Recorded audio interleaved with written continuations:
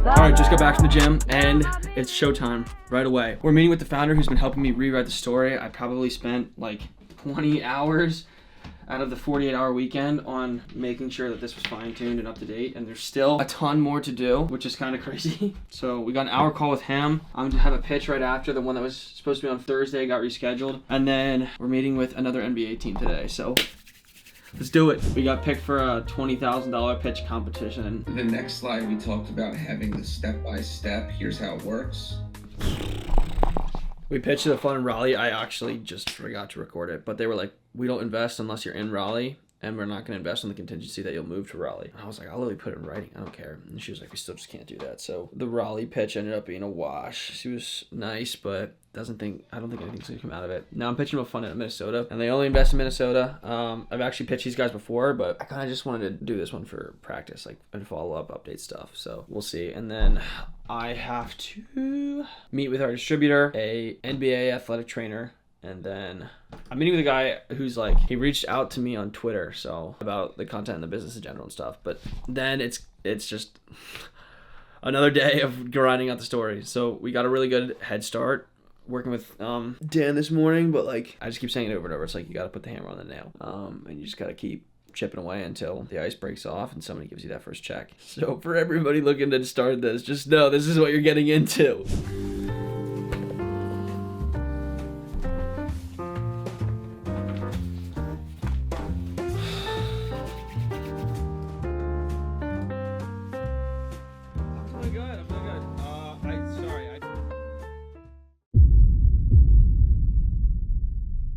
Group, what is every single potential target market that we could go after, and then which one makes the most sense for what we're trying to do? Dude, hey, you're getting me pumped, man. I'm still on my first cup of coffee, but I'm like getting fired up. What we're working through, I've had somebody work through with me. Oh, no way. Doesn't it make you have to level up? Yeah, I put It's so a much good time. exercise, isn't it? Yeah. That was a meeting with the founder who's been helping me.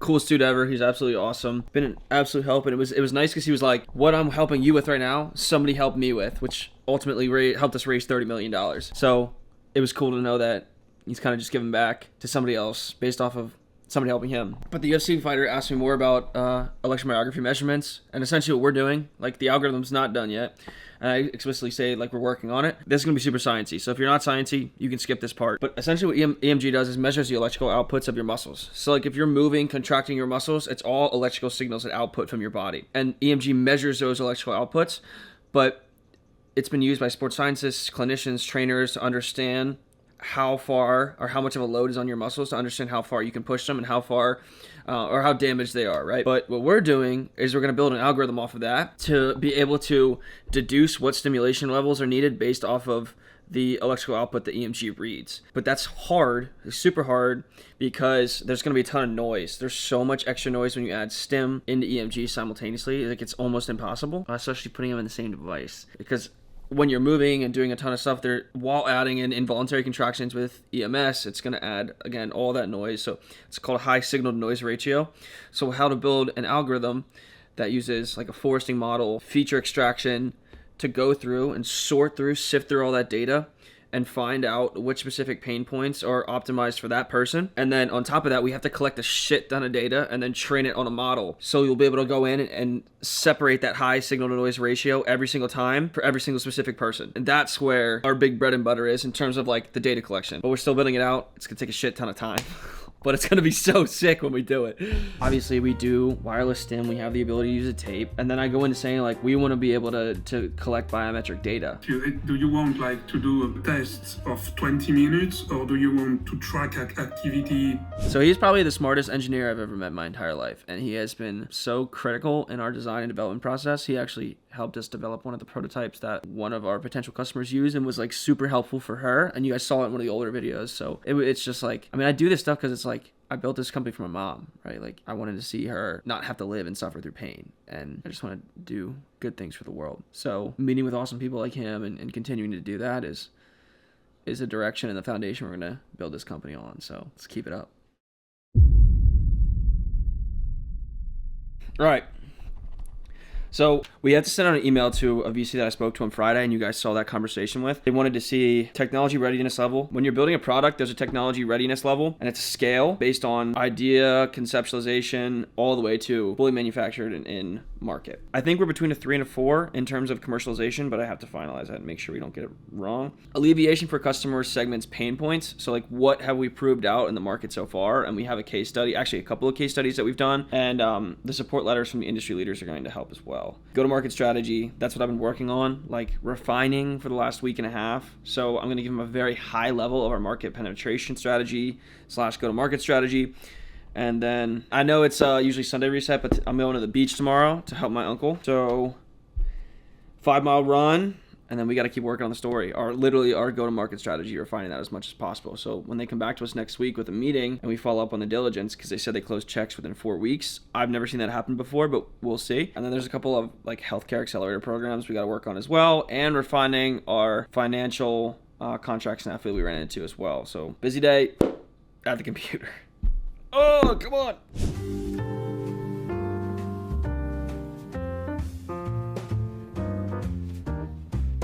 So we met with our legal team today to make sure all the contracting was good. We were ready to go, and it took like 6 hours. So the billables are definitely going to be high for the legal team for this quarter.